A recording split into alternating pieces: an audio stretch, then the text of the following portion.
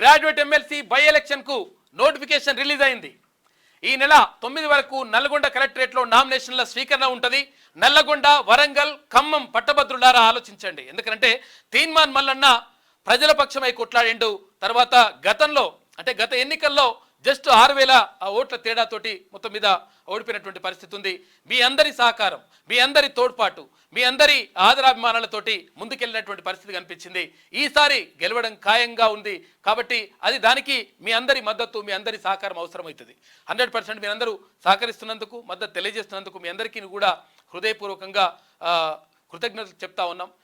విషయం ఏంటంటే ప్రశ్నించే గొంతుకను, తర్వాత ప్రజల పక్షాన మాట్లాడే వ్యక్తిని చట్టసభల్లో ఉంచినట్లయితే ప్రజలకు ఇంకా మేలు జరిగేటువంటి అవకాశం ఉంటుంది. కాబట్టి పట్టభద్రులు మరొక్కసారి ఆలోచించండి.